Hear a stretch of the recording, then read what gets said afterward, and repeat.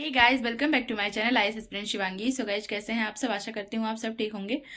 आज आपके लिए जो मैं वीडियो लाई हूँ वो वीडियो बहुत ही अलग है। मतलब बहुत ही लोगों का था कि दीदी मेंस के आंसर राइटिंग कैसे करें, समझ नहीं आ रहा। हाँ, तो मेंस की आंसर राइटिंग कैसे करें समझ नहीं आ रहा, शुरू करना चाहते हैं पर कर नहीं पाते हैं, या फिर अपने आंसर को कब से लिखें, क्या करें, ये सारी चीज़ें बहुत बहुत ज़्यादा क्वेश्चन था। तो आज मैं इन सबका जवाब देना चाहती हूँ।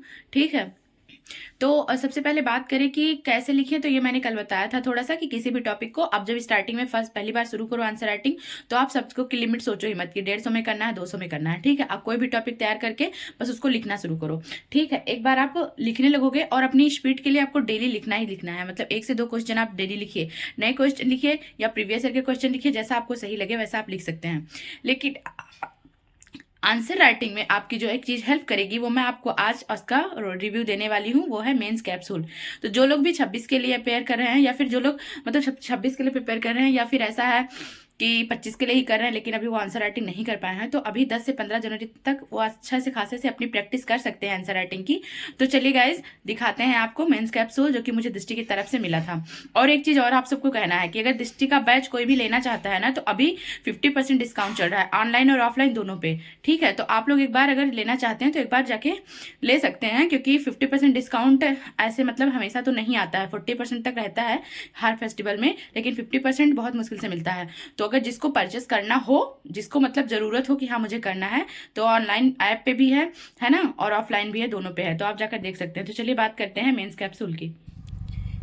हे गाइस, तो ये है मेंस कैप्सूल। आप देख सकते हैं ये है भारत एवं विश्व का भूगोल। ठीक है, इसमें इतिहास, भूगोल, भारतीय समाज, इतने सारे सब्जेक्ट हैं। आप सब देख लीजिए, मैं बहुत अच्छे से इसको दिखाने, भारत एवं विश्व, इतिहास का भूगोल। और इसमें आप देखेंगे ना, ये देखिए कितना अच्छा, मतलब बहुत ही अच्छे तरीके से सब्जेक्ट भी बताए गए हैं कि कौन कौन से आते हैं आपके जीएस फर्स्ट में, है ना। सारे सब्जेक्ट के अकॉर्डिंग दिया गया है कि कौन कौन से सब्जेक्ट आपके जीएस फर्स्ट में आएंगे। और उसके बाद क्वेश्चन को लिखने का मतलब एकदम से तरीका, जिसको बिल्कुल आ ही नहीं रहेगा, फॉर्मेट वगैरह इतना अच्छा दिया हुआ है ना, इतना सही से दिया हुआ है कि आप बिल्कुल प्रैक्टिस अगर करेंगे ना तो बहुत बेहतर आंसर राइटिंग फिर कर पाएंगे। तो मैंने सोचा आप सबको दिखा दें। देखिए काफ़ी अच्छा दिया हुआ है फॉर्मेट, इतने अच्छे फॉर्मेट में चीज़ें समझाई गई हैं, है ना। आप सब देख सकते हैं, तो इससे आप लोगों की बहुत ज़्यादा हेल्प हो जाएगी। और जो लोग 26 के लिए प्रिपेयर कर रहे हैं उन लोग की तो बहुत ही ज़्यादा, क्योंकि वो लोग अभी से ले लेंगे ना, तो अपने आंसर जब भी उन्हें लिखना होगा, जब भी कोई टॉपिक तैयार होगा, जब भी कोई प्रीवियस ईयर क्वेश्चन लिखना होगा, तो फॉर्मेट में इसमें लिख सकते हैं। इसमें प्रीवियस ईयर क्वेश्चन भी है और इसमें बहुत ही अच्छे से दिखाया समझाया भी गया है। ठीक है, हर क्वेश्चन का एक दिया गया है कि कितने 150 शब्द में लिखना है, 250 शब्द में लिखना है, कैसे लिखना है, कैसे आप लिख सकते हैं। ये देखिए बीच बीच में, अब यहाँ पे विश्व इतिहास का है, देखिए यहाँ पे नंबर के साथ शब्दों की सीमा और नंबर सब कुछ बताया गया है यहाँ पे, बहुत अच्छे तरीके से मतलब समझ सकते हैं आप। तो बहुत दिनों से सभी का था कि दीदी कैसे लिखे, आंसर राइटिंग समझ नहीं आता। 26 वालों के लिए भी मैं सर, तो जिन्होंने भी, जिनको 25 में देना है प्रीलिम्स, उनको भी अगर थोड़ी प्रॉब्लम आ रही है तो देख सकते हैं। मैं इसका सारे सब्जेक्ट दिखाऊंगी। ये आर्थिक विकास, पर्यावरण, प्रौद्योगिकी सुरक्षा तथा आपदा प्रबंधन का है। तो ये यहाँ पे देखिए सारे सब्जेक्ट का कैसे दिया हुआ है ना। आपदा प्रबंधन सबसे लास्ट में, सुरक्षा है, प्रौद्योगिकी है, ये पूरा बताया गया। उसके बाद में क्वेश्चन ये देख सकते हैं, और कितना क्लियर, मतलब बहुत ही अच्छी क्वालिटी भी है इसकी, है ना।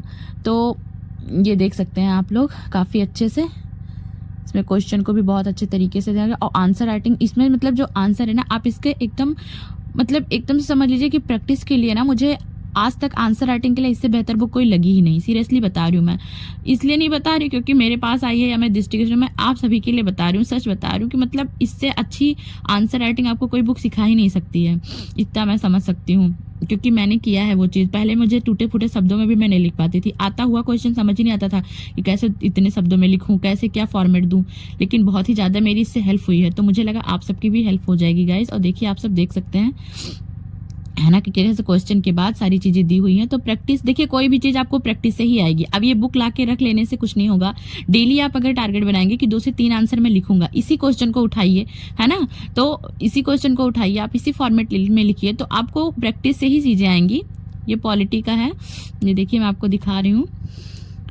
इसमें संविधान, राज व्यवस्था का सब कुछ करके दिया हुआ है, हर जगह कितने अच्छे से देखिए समझाया हुआ है कि मतलब आप कैसे इस तरीके से यूज कर सकते हैं अपना आंसर सबसे बेहतरीन, सबसे अलग दिखाने के लिए, है ना। क्योंकि यूपीएससी की जर्नी में कहते हैं ना कि मेंस में सबसे बड़ा रोल किसका, आंसर राइटिंग का ही होता है। कि आपके दिमाग में कितनी चीज़ें हैं वो मैटर नहीं करता, कितनी चीज़ें आपके आंसर में निकल के आ रही हैं, है ना, आप आंसर को अपने किस फॉर्मेट में सजा रहे हो, है ना। तो ये बहुत ज़्यादा इंपॉर्टेंट है। मेंस के लिए। और कहते हैं, विकास सर भी कहते हैं कि मतलब मेंस का अगर आंसर लिखना किसी को अच्छे से आ गया, एक तो टाइम का ध्यान रखना, दूसरा फॉर्मेट, तो फिर मेंस उसका नहीं रुकता है ना। तो आपको अभी से प्रैक्टिस करना है। अगर आप एक सीरियस एस्पिरेंट है तो मुझे पक्का पता है कि मतलब आप प्रैक्टिस करेंगे ही करेंगे। ये देखिए कितने अच्छे से यहाँ पे दिया हुआ है। तो आप इस तरीके से जब प्रैक्टिस करेंगे ना तो ये चीज़ें आपके बिल्कुल हैबिट में आ जाएंगी। कोई भी आंसर आप देखेंगे तो इस फॉर्मेट में आप कर पाएंगे फिर, है ना। तो काफ़ी ज़्यादा मुझे सही लगी, समझ में। मेरे पास बहुत पहले से ही बुक थी, बट मैंने सुबह सोचती थी, बट ऐसे हो नहीं पाता था मेरे पास कि मैं मतलब बना दूं। बट आज मैंने सोचा कि कुछ भी करके बना ही देते हैं। तो ये मैंने बैच लिया था तो मुझे बैच की तरफ से मिल गया था, बट आप सबको मिल जाएगा, किसी भी ऑनलाइन उस पर ले सकते हैं आप सब। ये देखिए, ये एथिक्स का है। एथिक्स के क्वेश्चन आंसर का भी। और यहाँ पे पता है, मैं आपको एक चीज बता दूं, केस स्टडी से भी क्वेश्चन है, मतलब प्रीवियस ईयर क्वेश्चन है इसमें। साथ में हर तरीके से आपको समझाया गया है कि किस तरीके से आप अपने एक एक आंसर को कैसे फ्रेम कर सकते हैं, कैसे आप बेहतर एक आंसर राइटिंग की प्रैक्टिस कर सकते हैं। तो गाइज मैं आपसे यही कहूंगी कि जाइए, इसको परचेस करिए और अपनी प्रैक्टिस करिए, है ना। जो 26 के लिए है वो लोग भी, और जिन्होंने 25 में, जिन्होंने अभी मतलब आंसर राइटिंग करना शुरू कर लिया है, या फिर अभी उनके पास टाइम है कि वो कर सकते हैं थोड़ी बहुत प्रैक्टिस, है ना। एक कुछ नहीं, अपनी प्रीलिम्स की तैयारी के साथ साथ दो आंसर लिखते चलिए। तो 25 वालों के लिए भी सही है और 26 वालों के लिए भी सही है, आगे के लोग भी जो भी हो। इसमें जो पिछले वर्ष से करंट अफेयर का आया था उसका भी दिया हुआ है। तो मुझे तो मिला था, मतलब मैंने पिछले अक्टूबर में ही लिया था, तो मेरे पास सारी चीजें थी।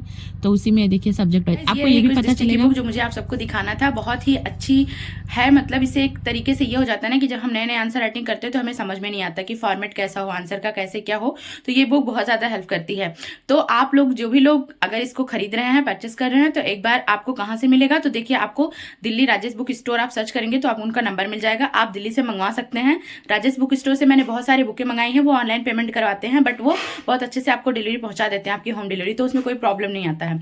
अदरवाइज आप फ्लिपकार्ट या अमेजॉन से ले सकते हैं, आप कहीं से भी ले लीजिए, मुझे उससे कोई मतलब नहीं, मुझे बस बताना था ताकि आप लोगों की हेल्प हो जाए, ठीक है। तो आप लोग ले सकते हैं अगर आपको सही लगे तो, ठीक है गाइज। मिलते हैं फिर नेक्स्ट ब्लॉग में।